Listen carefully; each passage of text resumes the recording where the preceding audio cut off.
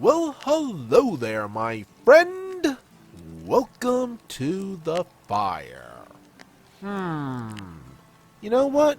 It's a great thing if you're able to make a living or even do professional DMing as a side hustle. But in the case of this following story and the way the DM handled it, yeah, just, just don't. Just don't. I'm the DM, so I own you. r/RPG horror stories, posted by Alti the Alter account. In the ancient times before COVID, I was part of a D&D group that consisted of friends and acquaintances that I made at the community college I attended.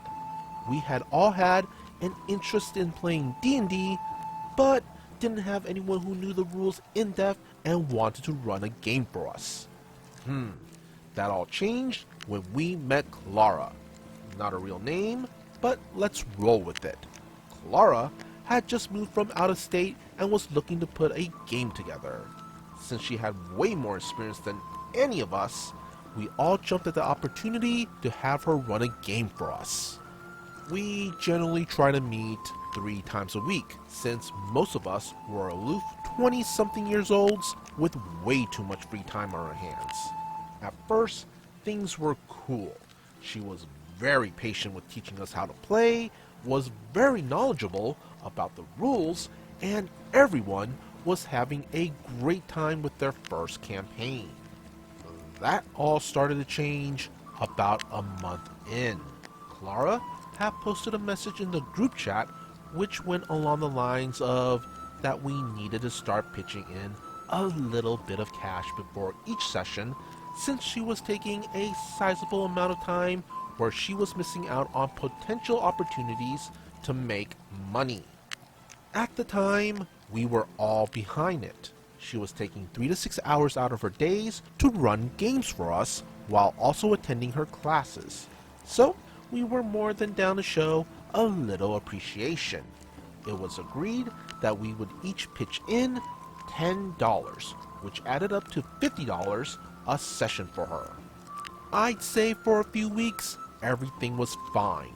However, since I was an unemployed art major whose only source of income was taking commissions, it was a bit hard for me to keep up the pace of paying $10 3 times a week, which was a little difficult for me since taking commissions wasn't exactly lucrative or consistent at that time of my life. So, one session, I just couldn't pay. But I had raided my freezer and pantry and brought a bunch of snacks as a way of making up for it, and even apologized beforehand. But that night, I literally could do nothing when it came to rolling dice. It didn't matter how high I rolled, I couldn't hit anything, and none of my skill checks passed. This was despite some of the other people in our group rolling lower than what I had rolled. After that, she reached out to me asking why I thought I was above paying, and when I explained the situation and said I would get it to her next session, she said something along the lines of, "Well, good. Maybe next time you'll be able to hit something." Which pretty much confirmed that she was making sure my rolls didn't matter. Now, that was a massive red flag, but at the time, I felt like an a-hole, like I wasn't coming through for someone that was counting on me. After that, she just started to get more pushy. There was one incident where she ordered a pizza and expected us to cover it, and then didn't share any of it. She would make a list of snacks that she wanted at a session and who was expected to bring them. If anyone didn't bring them or just forgot, coincidentally none of their roles or actions seemed to matter that session, and we'd get some sort of passive-aggressive post in the chat afterwards. At this point, a lot of the people in the group were starting to get fed up, but none of us wanted to be the first one to leave the group, so we mostly just stuck to venting in private. Around this time, Clara started working for a certain MLM, aka multiple level marketing, aka pyramid scheme makeup company, and informed us that before sessions that we could buy something from her selection of products or pay $10. But we had to get her an appointment with someone we knew who might be interested in buying something from her. Sounds stupid? We thought so too. I remember me and one of the other girls in the group buying one overpriced product just to be polite, but everyone else just wanted to give her $10, which led to her freaking out on everyone, throwing us all out of her apartment, and surprisingly not saying anything in the group chat for a few days. When she did return, it was to berate us for missing her quota for the week.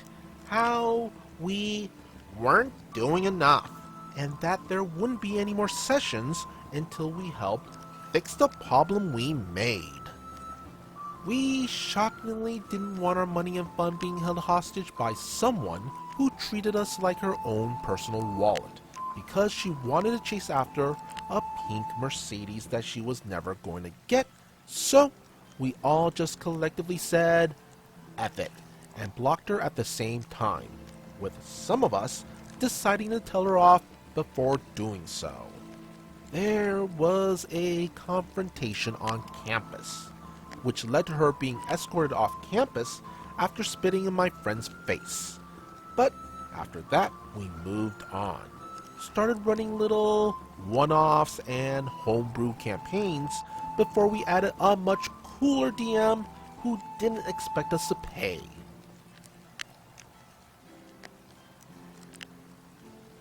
First off, like I said before, if you can make a living or even do professional DMing as a side hustle, then fantastic.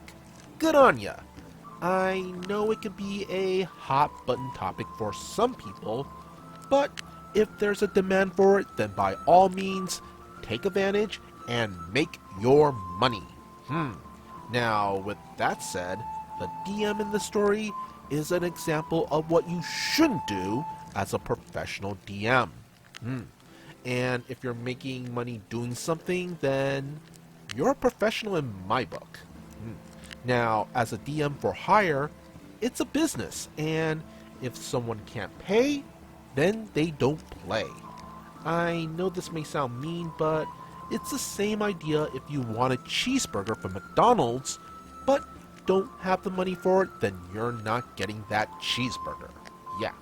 Of course, if the DM is okay with it, the player could always pay the difference at the next session. No problems there. It's up to the DM if they want to do that. Ooh, but one of the things that the DM did in the story that really bothered me was make it so if the player didn't pay, she made sure to make that player's actions and roles in-game irrelevant. It's basically putting the player behind a pay-to-play paywall like they do with a lot of video games and mobile games. And that just feels so very scummy. Either let the player pay at the next session, or just don't let them play the session at all. Yeah. Oh, and when they got to the whole MLM pyramid scheme thing, it just went from scummy to just predatory. Ugh. I mean, if you want to charge for your services as a DM, then just be upfront about it and treat those games as a business. Clara is the type of DM that gives good, hard-working professional DMs a bad name. So, what do you all think?